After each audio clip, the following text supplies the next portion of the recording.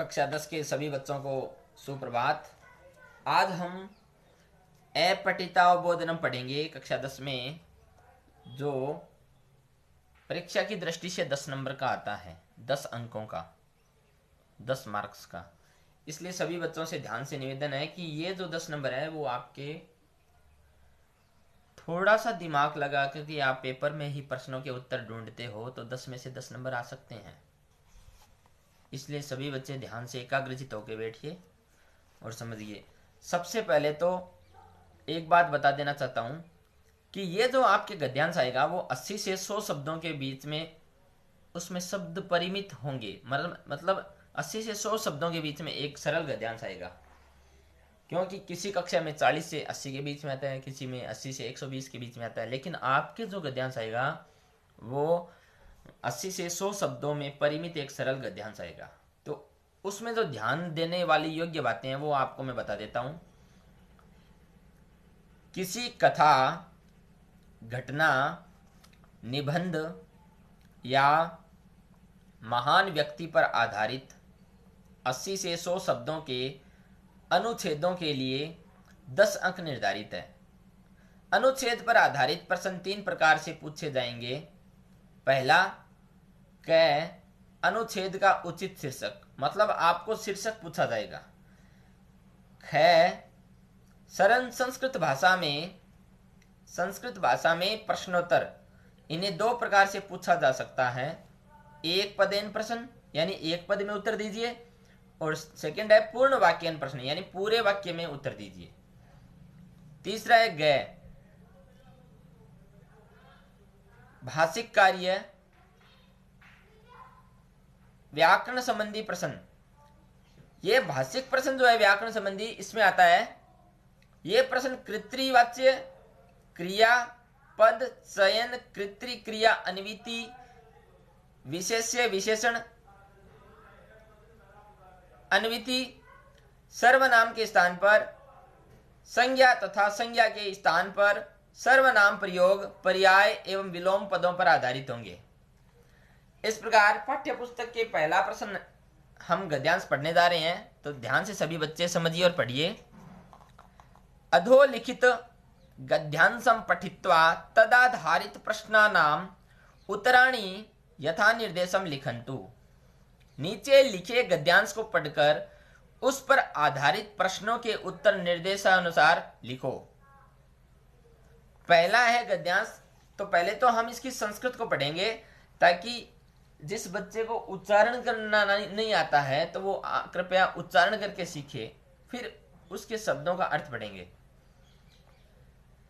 यदि वयम समाजे राष्ट्रे वा परिवर्तनम आनेतुम इच्छामः तर्हि अस्माकं प्रभावः अन्येषाम् उपरि भवेत्। अर्थात यदि हम सब समाज में अथवा राष्ट्र में परिवर्तन लाना चाहते हैं तो हमारा प्रभाव दूसरों पर होना चाहिए। वयम बाह्य वातावरणेन कुप्रभाविता न स्याम, अपितु वातावरणस्य उपरि अस्माकं प्रभावः स्यात्। हम बाह्य वातावरण से प्रभावित न हों, अपितु वातावरण के ऊपर हमारा प्रभाव भी होना चाहिए। अत्र काचित एका कथा एवमस्ति, यहाँ कोई एक कथा इस प्रकार है। कश्चन कृषक महिष्याः अस्वास्थ्य निवारणाय कंचित पशुवैद्यम औषधम पृष्टवान। कोई किसान भैंस की अस्वस्थता, महिष्या माना था भैंस की अस्वस्थता निवारण के लिए किसी पशुओं के चिकित्सक के पास गया। वैद्य गुलिका दत्तवान, किंच उक्तवान यत् एकस्यां नलिकायां गोलिका स्थापयित्वा भवान स्वमुखेन वायुं फुत्करोतु तदा गुलिका महिष्यः उदरे गमिष्यन्ति इति।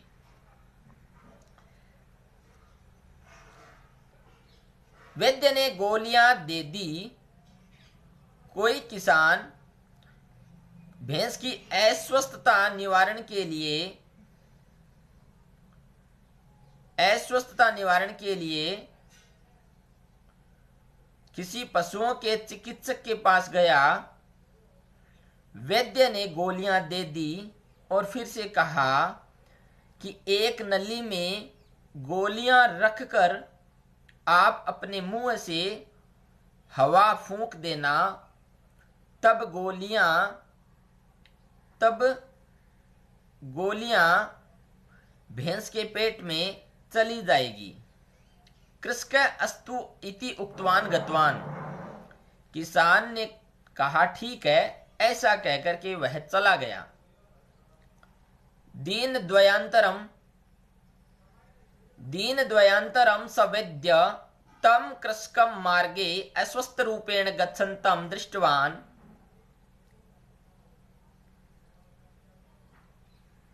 2 दिन बाद उन वैद्य ने उस किसान को रास्ते में अस्वस्थ रूप से जाते हुए देखा। केम संजातमिति पृष्ठे सती स कृषक उक्तवान तया नलिकया अहम फुत्करोमि तत्पूर्व महिष्या एव फुत्कृतं परिणामत गुलिका मम उदरम गता। क्या हो गया? ऐसा पूछने पर वह किसान बोला, उस नली से जैसे ही मैं फूंक देता हूं, इससे पहले भैंस ने ही फूंक मार दी। परिणाम स्वरूप गोलियां मेरे पेट में चली गई। अनया कथया बोध्यते यत् बाह्य वातावरणस्य कुप्रभावः येषाम् उपरि न भवति ते एव सफलाः। इस कथा से ज्ञात होता है या बोध होता है कि बाहरी वातावरण का बुरा प्रभाव जिनके ऊपर नहीं होता है वे ही सफल होते हैं। नेतारे, मार्गदर्शका, समाज शोधका च बाह्यं दूषितं वातावरणं परिवर्तयन्ति न तु स्वयं तेन दूषितेन वातावरणेन प्रभाविता भवन्ति। नेता लोग, मार्गदर्शक और समाज सुधारक बाह्य दूषित वातावरण को बदलते हैं, न कि स्वयं इस दूषित वातावरण से प्रभावित होते हैं, अर्थात न प्रदूषित होते हैं। अब हम इसके प्रश्नोत्तर करेंगे। पहला प्रश्न है, अस्य गद्यावतरणस्य समुचितं शीर्षकं लिखन्तु। इस गद्यांश का उचित शीर्षक लिखिए। इसका सही उत्तर है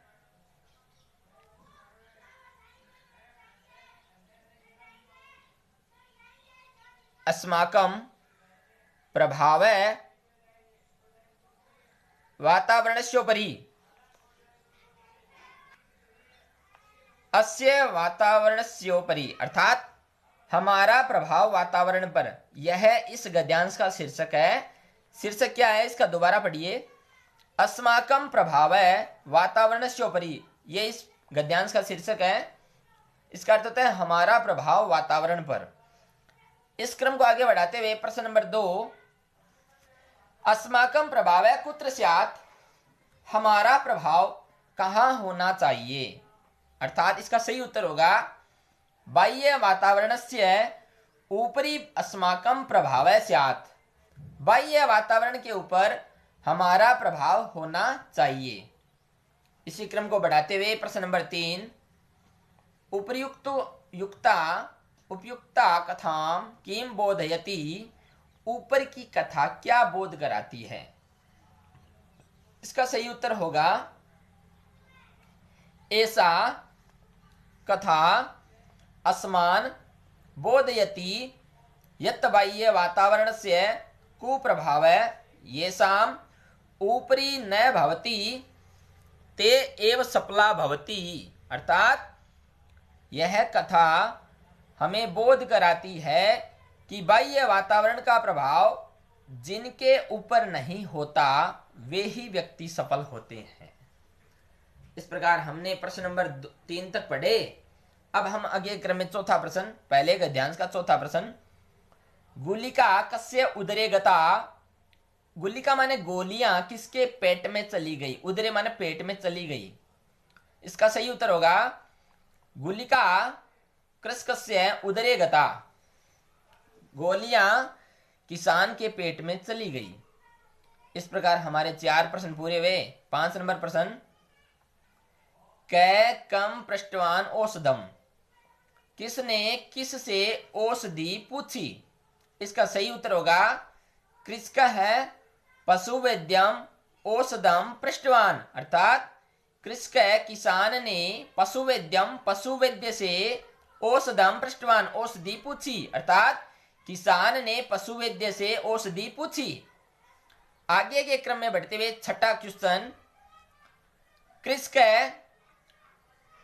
अस्तु इति उक्त्वा गतवान। अस्मिन् वाक्ये कृत्रिपदम किमस्ति। कृषक अस्तु इति उक्तवान गतवान, इस वाक्य में कर्ता पद कौन सा है। इसका सही उत्तर है कृषक है इति अत्र कृत्रिपदम। यहां कृषक कर्ता पद है। प्रश्न नंबर 7, अगच्छत् इति पदस्य समानार्थकम पद्यम गद्यांशात् अन्विष्य लिखन्तु।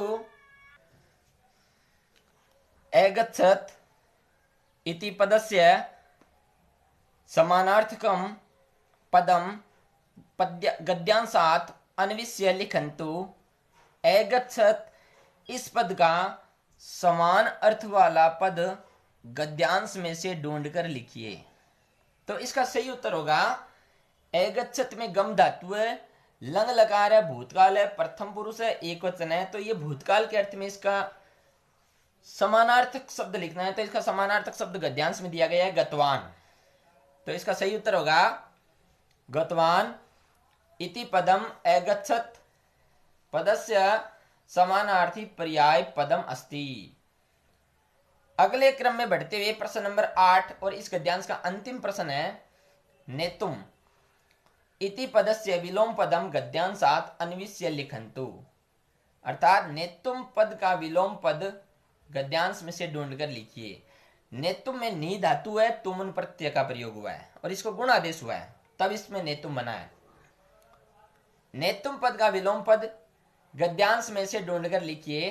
तो इसका सही उत्तर है आने तुम इति पदम नेतुम पदस्य विलोम पदम।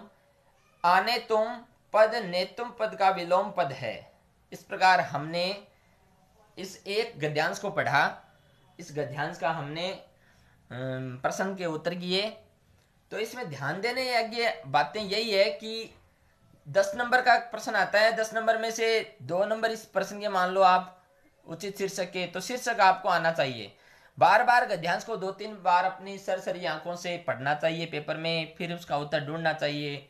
अगर नहीं आ रहा है तो इसको बार बार पढ़ो, आपको उत्तर जरूर मिलेगा। क्योंकि गद्यांश के जो 10 नंबर हैं ये आपके फ्री फंड के नंबर हैं, क्योंकि गद्यांश के प्रश्नों के उत्तर पेपर में ही दिए होते हैं, कहीं से ढूंढ करके लाना नहीं होता। लेकिन आपको थोड़ा दिमाग लगा करके वहां पर पढ़ना पड़ता है और बोर्ड के पेपर में 10 में से 10 नंबर आप आराम से प्राप्त कर सकते हैं। आगामी कक्षा में हम जो अगला 2 नंबर गद्यांश है मातृभूमि अर्थात ऐतिहासिक जो हल्दी घाटी का युद्ध हुआ था उसके बारे में हम अगली क्लास में पढ़ेंगे आगामी कक्षा में। धन्यवाद, नमस्कार।